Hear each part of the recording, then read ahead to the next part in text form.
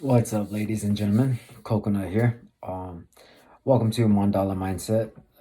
This episode, we will be going over self improvement, right? So, kind of a good way to change your mindset on everything, on when you feel like you're losing and you're just trying to get out of this little hump that you feel, this climbing out of a ditch, and so on and so forth. But anyway, if you like what you hear, do like the video, and if you want to get more involved with the topic, comment below and subscribe to my channel.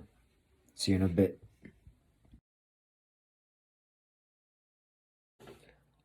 What's up, ladies and gentlemen? Coconut here. Aloha. But all right, so today's topic is self-improvement, right? So what first thing is first, you got to know your goals, you got to know what you want to do, and you have to know your flaws. You have to know your flaws, your faults, and this and that, right? So it's not just aiming at the goal with that bulldozing everything out of the way. Shit doesn't happen that way. You can't just rush sprint towards your goal like that. It takes time. So what I'm really trying to say is, like, every little thing matters. So you gotta you can't just run straight through it. If my goal is like bettering my personality, this is my own little thing I want to do for myself. So I want to better my personality. So I have this journal where, say, like, I'm procrastinating, or like, as you guys know, I'm studying for my NASM, and lately my emotions have been stronger than my mindset. Everybody does it. I can't be the only one, I hope. So basically, I've been procrastinating on learning my NASM just because it's boring, and every time I think about opening up that book, I'm just like, dude, nah, I'll just study more tomorrow. And it just becomes a procrastination um, that is a big flaw of mine. So what I do in that journal, I write shit. I write shit down. Like, I basically attack myself.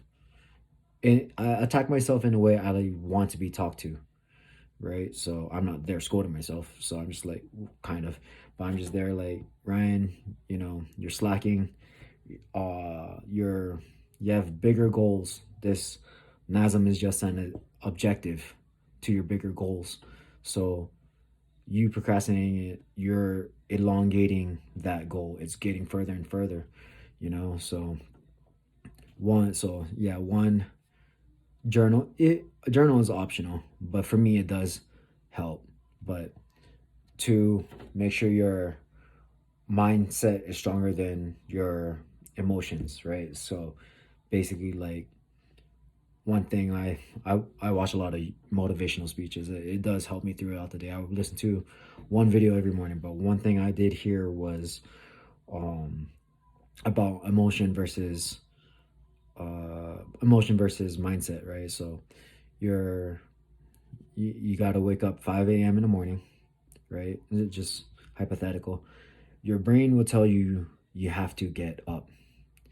Your emotions tell you, fuck, bro, yesterday was hard, 5 more minutes. We all do that. It takes another level of discipline to just get up right off the first alarm clock, or even getting up before your alarm clock. That's the level of discipline I'm trying to reach. But I'm not gonna lie, I still get in my feels a little bit more. So once you start developing your mindset better, the better your self-improvement will become, because now you're disciplined. You're doing things you need to do versus things you want to do. Example, oh, I lost 1 pound, let me eat 2 cheeseburgers at McDonald's now. Or all right, I read one page of my NASM, I'm just not gonna read it for the rest of the week. Not like I do that, but like, even though it's like little things that will give me that dopamine rush, like, yeah, I read one page, it's still going up, but it's still, I know it's the fact that I know I could do better, And when I know I could do better, that's when I humble myself and like, nah, uh, that's only like a half percent better a day versus a full percent, you know? So just always know you can always do better. Don't stress yourself. Don't give yourself like little anxiety and panic attacks for trying to overdo yourself. But just uh, know you can do better, but know when you need to like calm down a little bit, you know? So, and you like write shit down, address that. That's what I do in my journal. I address all these things in that journal. But of course, one good example, this is one of my favorite stories about my boy Shoji and Mickey, right? So when I first met him, I used to we used to just go at it, you know, like it was never, it was kind of even. I wouldn't say I beat him up or he beats me up. We were always like even, right?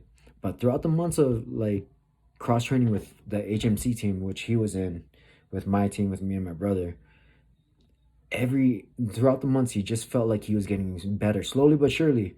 But it came to a point where like I'm dude, I'm afraid to fucking spar this guy now. Like he got so good, like I want to avoid him in sparring. Like what am I doing wrong? What is going on that's different, you know?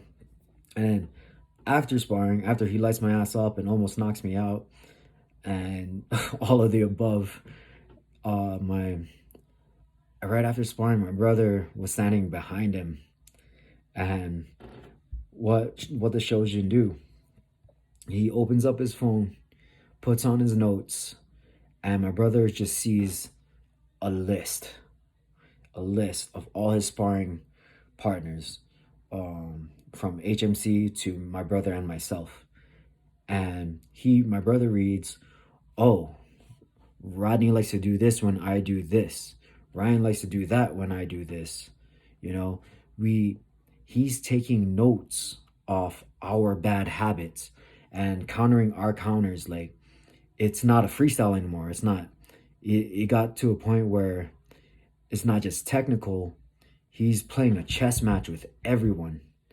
You know, it's not just striking. Everybody got to. We're creatures of habits, right? So obviously he adapted to my style, and everything I did was the wrong fucking answer. I move here, I get fucking hit hard with his cross. If I move there, he fucking roundhouses me with the left hook. You know, like stupid, like not stupid shit, but shit like that. You know, and ever since he's just, I would call him a fight nerd. He like, I love you, bro, but you're a fight nerd.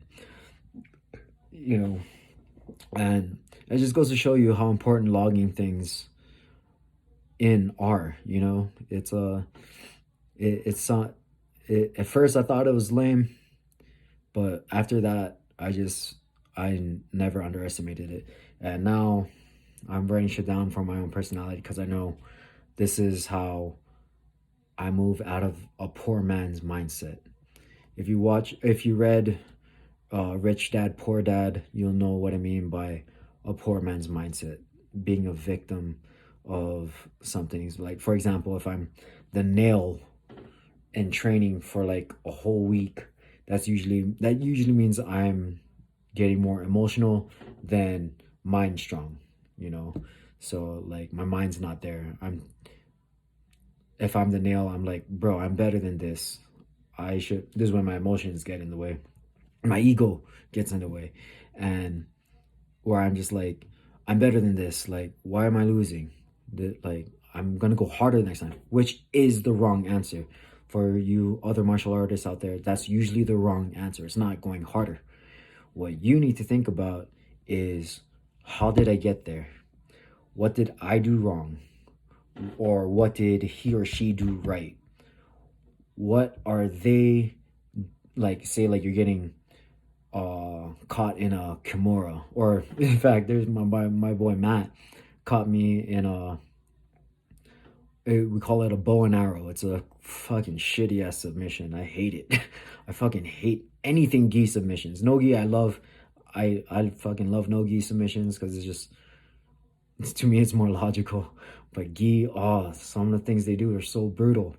But anyway, he catches me in this bow and arrow twice in one round. He's a 4-stripe brown belt, by the way. Anyway, I just had to put that in so you know I don't like suck. But yeah, he caught me there twice in one round, and instead of getting egotistical, because he's one of those slow moving jujitsu, like a black belt, just like where he's just everything's technical. Nothing's like bum rush like it's not a high pace like a wrestler. It's super technical. Just you gotta play a chess match with him. And so I'm just like, what am I doing that's getting him there? Or what is he doing that's setting it all up? He eventually broke it down like after class and he showed it to a couple guys, including my brother and his girlfriend. And I'm just like, so the very next day, I'm just like, okay, when he grabs that, he does the first setup is like he grabs one part of my gi and wraps it around my shoulder here.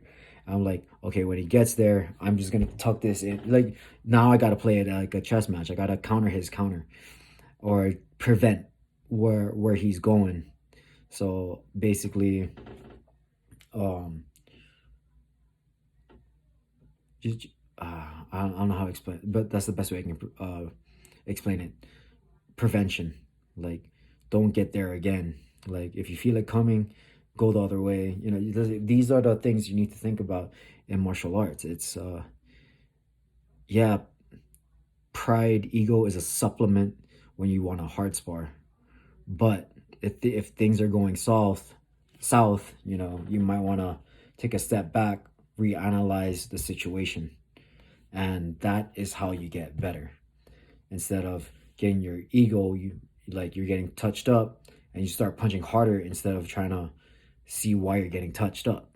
You know, so just know when to use each and stuff like that. But other than that, that's all I got for you guys today. I hope you guys improve in whatever it is you want to do with your goals, life, etc., etc., etc. All right, aloha.